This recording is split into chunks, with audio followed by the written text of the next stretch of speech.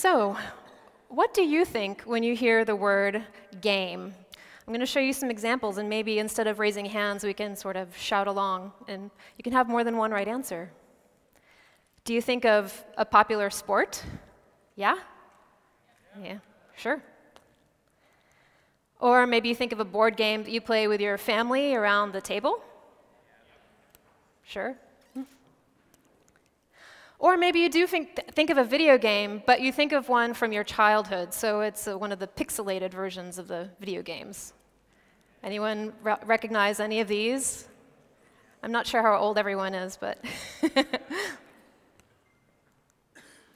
Or possibly you watch the news, and when you hear game, you think of one of these mainstream and quite violent or controversial games that get covered and that people are either very celebratory of if they like games or very angry about if they don't. Anybody play any of these? Gears of War? Right. Sure. Or maybe you actually know, since you're here at TED, that games can actually do things for social good, can change the world, possibly. Like this one. Maybe you've even worked on one. Anyone? Yeah? Yeah.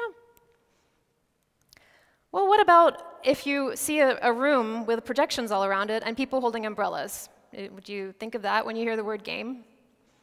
Probably not, but actually it is a game. And what I want to talk to you about today is why this is a game. It's something that we like to call the magic circle.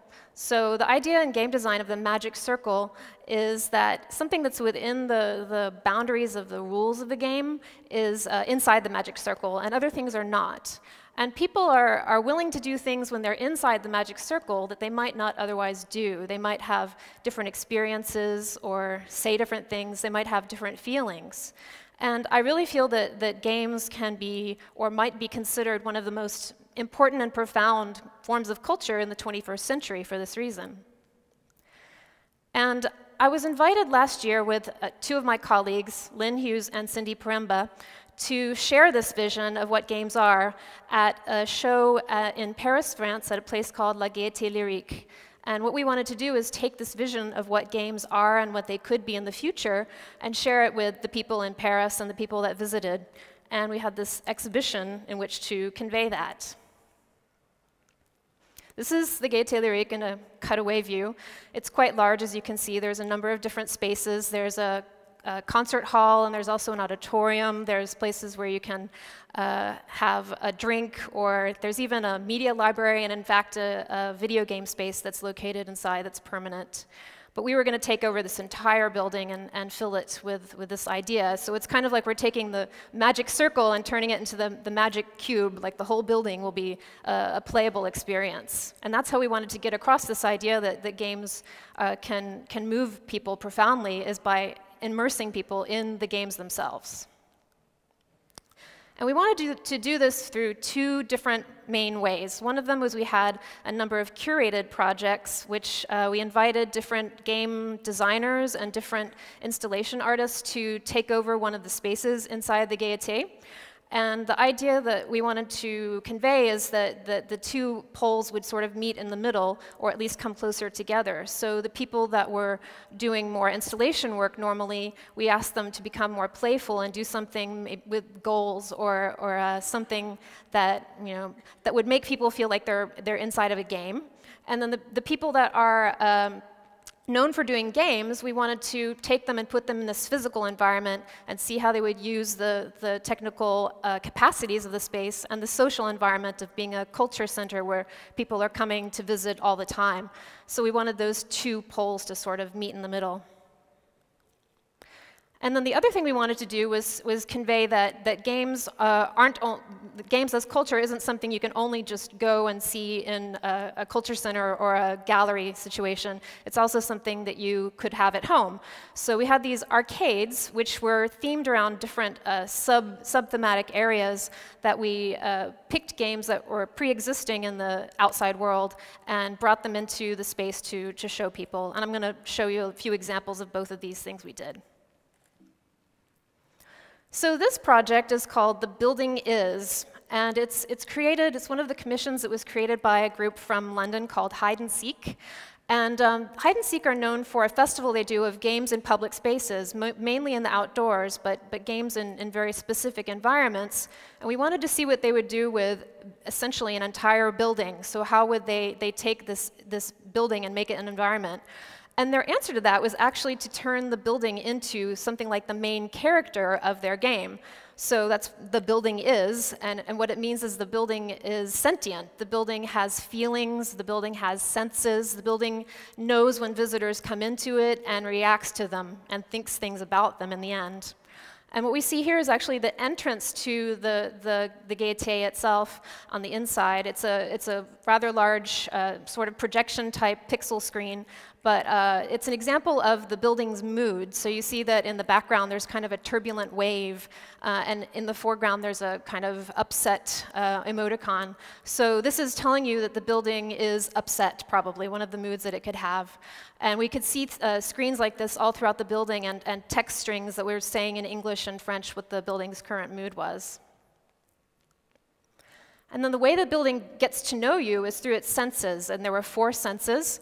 The one that we see here is the building smells. So in this one, each of the senses was kind of like a mini game, and for this one, you take this ping pong ball. It's like a scent particle, and you have to imbue it with your own personal scent. So like people might rub it in their armpit or somewhere else, or maybe they're breathing on it, and then they put it at the beginning of this course. It's rather like a miniature ski jump or a miniature golf course, and to get it from one end to the other, they had to puff some air upon it to blow it from one end to the other. You couldn't pick it up or hit it or something like that. You really had to get the air blowing the particle up to the other end where you see a hole, and that is the nostril of the building. So if you did that, then if you succeeded, it would give you a score that's kind of like a style score. So it wasn't a numeric score. It was really looking at what kind of attitude you had when you played the game. And all of them had this kind of stylistic score.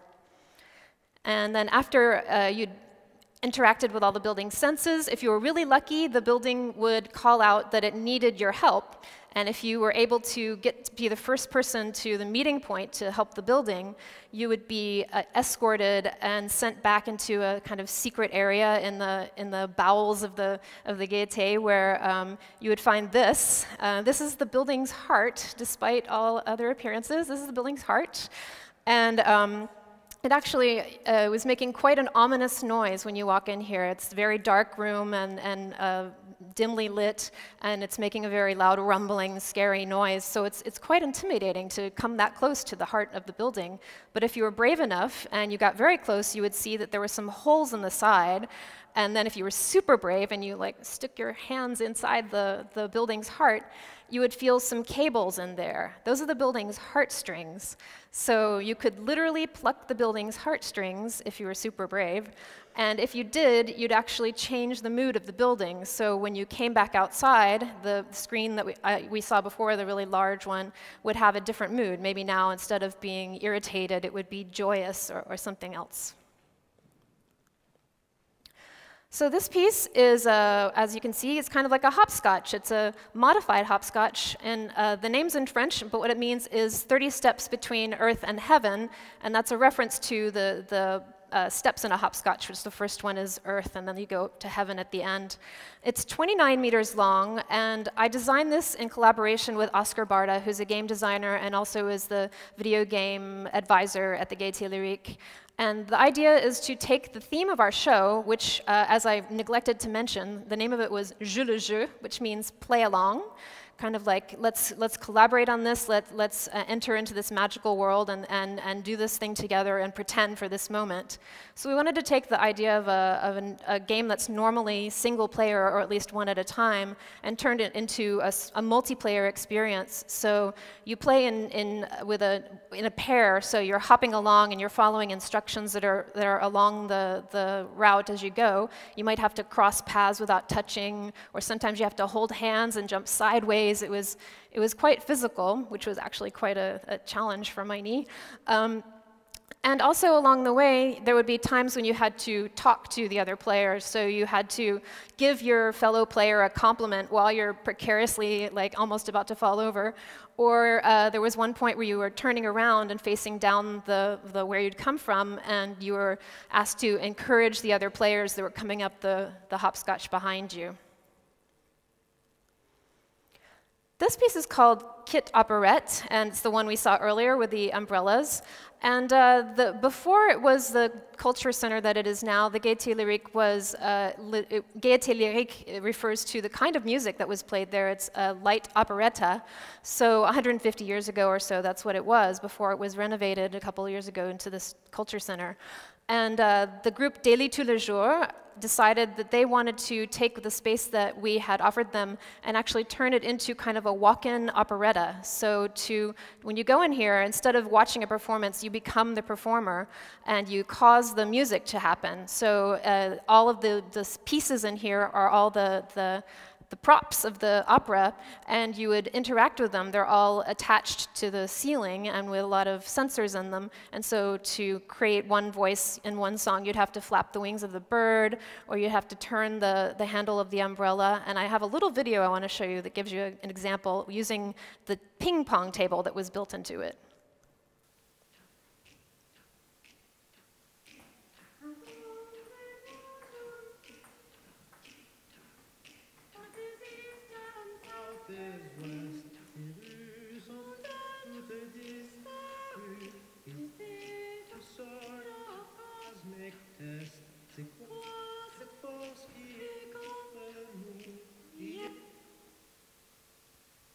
So I had mentioned we had some arcades in the show, and I want to show you a few of those. This one's called Alton, and this is an arcade entirely filled with games about cats, and it's created into an environment, a town for cats, so Alton. It was created by a New York-based collective called Baby Castles. They're very well known for doing DIY and kind of punk rock aesthetics, so the entire town is like built out of cardboard and plywood. But it's quite impressive. The building, each of the buildings is actually its own arcade cabinet for the game. So the low building you see on the left is it's the Alton Town Hall. You have to get down on your hands and knees and crawl into it in order to play it. And then the game itself is played by touching pads on the floor. So it's like you're pawing at the ground to play the game, and then to progress through it, there's a cat toy overhead, and you have to like reach up and like hit the cat toy. Another piece in Alton is the Perch. So you have to sit at the driver's seat of the Perch and use the steering wheel, and you play the game that's in the drive-in window screen to the left of the player. One of the other arcades is called Peak, and our idea for this one was to show some games that are coming out for consoles and are very high production values, are very graphically beautiful, but are made by small independent teams. Almost entirely all the games we showed were independently created. That usually means a team of 20 or fewer. And in this case, we wanted to show a selection of games that we considered to be something like jeu d'auteur, in the sense of that film d'auteur might be used.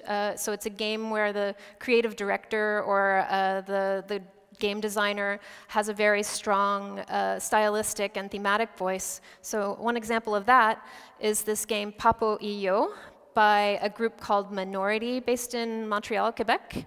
And they're headed up by a game designer called Vander Caballero. And in this game, you play this young boy you see in the foreground, and you have a couple of friends. One's a small robot, we don't see that here, but the other is this really large pink monster. And the monster is super helpful and nice, except it has a small problem. It is addicted to poisonous frogs. So when it eats the poisonous frogs, it turns violent, it gets angry, it storms around, and it's quite dangerous, not only to you, but to other people in the game. And so your gameplay that you play as this young boy is to learn how to successfully navigate your relationship with this monster that can be so destructive. And in fact, the game thematically is based on Vander's experience growing up with an alcoholic father. So I hope these few examples have maybe changed your idea about what games can be. This last one I just want to show you is called Interference. It's something like a board game, also two-player, but with multiple games going on at the same time. And the key to this one is, in order to play a piece into your own game, you have to steal it from the game of somebody else. So thus, interference.